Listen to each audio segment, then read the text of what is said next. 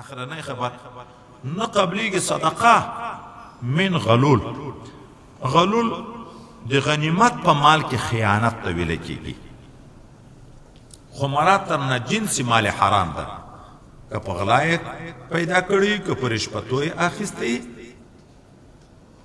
که په غصب وي، که په هر عنوان وي، خو په حرام مال کې صدقه نسی کېږي. خو تخصیص د غلول په عباراتو د احادیثو کې ډېر راځي. ولې دا وایي اطیب رزق د مسلمان ده، په دا اطیب رزق کې چې خیانت وکړه دا خیانت هم معاف کېږي. ګورې د شهادت مقام لاړ شي، ختم شي چې خیانت یې په غنیمت کې وکړو. د نبي علیه صلات وسلام غلام ده، یو څادر د غنیمت تقسیم نه مخکې اخیستی، یې شی راغی ولګېدو، صحابه وی مبارک دی شهادت نبی علیه السلام یې شهید نه ده، ما ولې دا څادر د اور لمبې پوهوي. بل دا ده چې په دغه کې ذوي الحقوق ډېر دي. ګوره په بیت المال کې چې د سړي نه خیانت وشي، وروسته چې خبر شو چې دا خو لوی جرم د تائب شو، د حقوق العبادو کې د توبې معنا دا ده چې صاحب د حق ته به خپل حق ورکوي. اصلي توبه دا ده. لکه په حقوق الله کې توبه دا ده چې هغه د حق اعاده چې کېږي کې به لمونځونه د ډېر وخت نه دي کړي، قضا کړي دي، اوس دې توبه وایسته. په دا نه چې توبه خلاصېږي که زاړه قضایي به بېرته راګرځي، قضایي به راګرځي، که روژه دې خوړلې وه هغه به بېرته راګرځي. خو که داسې شی و چې تدارک یې نه کېدو نو بیا په نفس توبه خلاصېږي. خدای نه خسته الله دې معاف کړي، د سړي نه دروغ وویلی شو، حق الله ده. د سړي نه شراب وچکل شوه، حق الله ده، ګناه ده. سړي نه زنا وشوه، حق الله ده، ګناه ده. اوس د دغه ګناه نه د توبه وایسته په اخلاص چې بیا یې نه کړم، په پښیمانه شوې، آینده کې د عزم وکړه چې بیا یې نه کړم، په خوله دې استغفار ویل بس هغه کافي ده، بېرته به دواري بیا په توبه کې زنا راګرځې. دغه خو تدارک نشته. اما حقوق العباد چې څوک دې خفه کړی یا دې د چا حق خوړلی چې توبه باسي، چې خفه کړی دی دا بېرته به معافي تر غواړي، معافي به درته کړي. او که د حق تر خوړلی حق به ورکوي. او صاحب د حق چې معلوم یو نفر خو خوشحاله به کړي، یا به معافي تر وغواړي یا به روپۍ ورکوي. او دا چې په جهادي امورو کې وای اکثره داسې وي چې د مختلفو علاقو خلک کې شریک وي. جنگ په پوسته شروع شو، د مختلفو علاقو مجاهدین راغلي دي، دا بیا وروسته سړي ته درک هم نه لګېږي چې څوک څوک وپکې. اوس غنیمت نه د شی پټ کړه، د چا نه بیا معافي غواړي.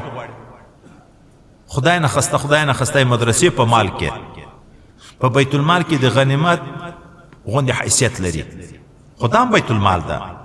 د حکومت په فنډ کې هم بیت المال ده، که غنیمت هم بیت المال ده، که هغه هم بیت المال ده، که دغه د مدرسې روپۍ دي. معتمم صاحب یا ناظم صاحب یا بل څوک خیانت کې وکړي، دا د یوه سړي سره خیانت ده، د چا نه به بیا معافي غواړي. چې څومره ډېر خلک کې شریک وو نو جرم غټېږي، ځکه یې تخصیص کړی ده. کنی مراد تر نه هر حرام مال ده. د حرام مال صدقه نه قبلیږي، د حرام مال صدقه نه قبلیږي. نو څه به کړي؟ سړي توبه وایسته د حرامه نه، اوس هغه حرام ورسره پراته دي، د حرامه نه خو به ځان خلاصوي. نو د دغه دوی طریقې دي. که صاحب د حق معلوم و چې توبه دې وایسته، هغه یې چا نه دي چې حق خوړلی ورشه صاحب د حق ته خپل حق ورکړه. که دی مړ ده زوی شته زوی ته یې ورکړه، لمسی شته لمسي ته یې ورکړه، خو چې عیده وارث وي د ده د خاندان یو څوک وي هغه ته یې ورکړه. او که داسې و چې صاحب د حق نه ده معلوم، روډ ته ووتې غدالة المؤمن حرق نار ما بل ورځ ویلې که نه، دلته شی پروت ده، تا په نیت یې تملک واخیست، اعلان په نیت یې وانخیست، خو حرام شو. وروسته تائب شوې چې دا خبر شوې چې دا خو د جهنم ذریعه ده، توبه دې وایسته، نو اوس به یې چا ته ورکوې؟ صاحب د حق نه ده معلوم. په بازار کې دې د چا نه غلا وکړه، دا جوب دې د چا ووایه، شی دې پیدا کړه، صاحب د حق نه ده معلوم. نو دلته به چا کې؟ دلته بیا حکم دا ده چې ورکوې به فقیر ته. خو دا نیت به نه پکې چې خپل صدقه کم، زه خیرات کم. که دا نیت یې وکړو په پردۍ دنیا کې چې په دغه ماته خدای ثواب راکړي، کفر ته پوځي سړی. ولې؟ صدقه عبادت ته، په حلال مال راځي. ته چې حرام مال کې نیت کې ثواب کې نو خو حرام به ځان ته حلال بولې پردی مال به ځان ته حلال بولې بیا به خپل خیرات پکې حلال حرام ګڼل حرام حلال ګڼل سړی کفر ته پوځي که نه وځي او څه نیت پکې په حرام مال کې صدقه خو به کې چې صاحب د حق نه د معلوم غاړې خو به خلاصوې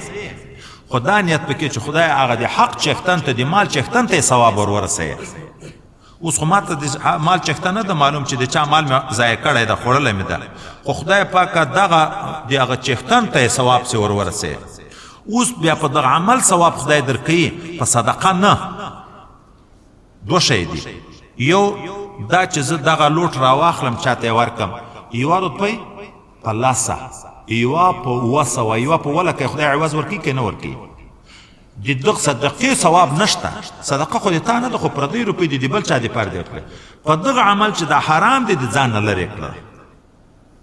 په دغه عمل خدای ثواب درکوي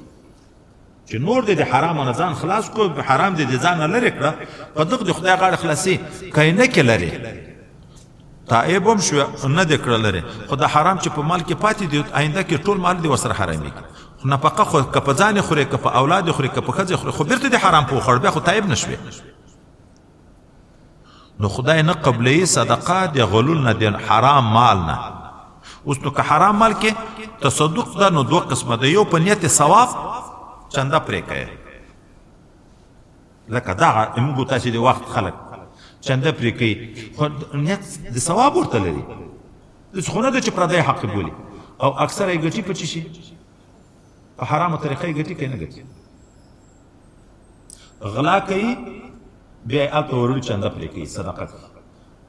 خو پیدا کوي جمع کوي په غلا بیا خوار و غریب جومات ته ورغی یا ده ته ودرېده ورکوي عنوان د صدقې ده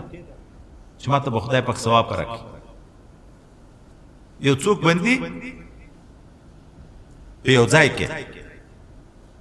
د لوی اختر شپې را روانې لکه دا اوس چې را روانې څوک د سپارش دپاره ورغلي وه دا مشر ته دا د جیل والا ته ده ځای ته ورته ویلي وه چې یو ښه پسه د قربانۍ دپاره راولئ بیا به یې در خلاص کړم قرباني په رشوت په پسه یو ښه پسه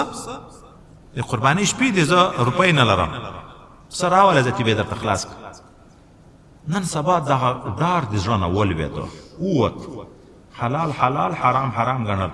دا ډېره کمه خبر پاتې ده نن سبا د حلال او د حرامو فتوا معنا په اصلي معنا نه ده پاتې چې په لاس ورتله حلال دي چې په لاس نه ورته حرام دي زموږ اکثره مسلمانان چې دا قصدن حرام نه کوي په حرامو لګیا دي د تجارت کاروبارونه نن سبا دومره غټ غټ دي چې تر چوکاټ وتلي دي دا د عذر بولي چې کاروبار غټ ته نه په رسېږو ذاتې د دغه وجې نه سود ورته روا کېږي بیې پیسې دې روا کېږي دا تبادله د روپیو چې سره کوي مسلم شریف کې تحقیق را روان ده په خلاف الجنس کې خو زیادت روا ده افغانۍ په کالدارو یا کالدارې په ریالو دا خو روا ده خو یو خو به سودا لاس په لاس دا سوراپان اکثره په تلیفونو سوداوې کوي داسې یو ټي چې دی ورته په لکاو روپۍ واخلي یو جانب تسلیمیږي بیع د کالي بالکالي پور په پور سودا ده که نه ده جایز ده عذر یو وخت کې یو ځای کې موږ دا موږ بعضې کلیوالو دغه صرافي کار شروع کړی زه په خبر شوم نو بیا مې پوه کړه چې دا ناروا ده ما ته بیا بل وخت کې روپۍ راوړې ما له روپۍ هم نه غواړو د حرامې دي بیا زه کې وعده وکړه چې بس دغه نه بعد به یې نه کوم ما له یو طرف چې نقد شیم په د افغانیو او کالدارو په دغو کې چې یو طرف نقد شیم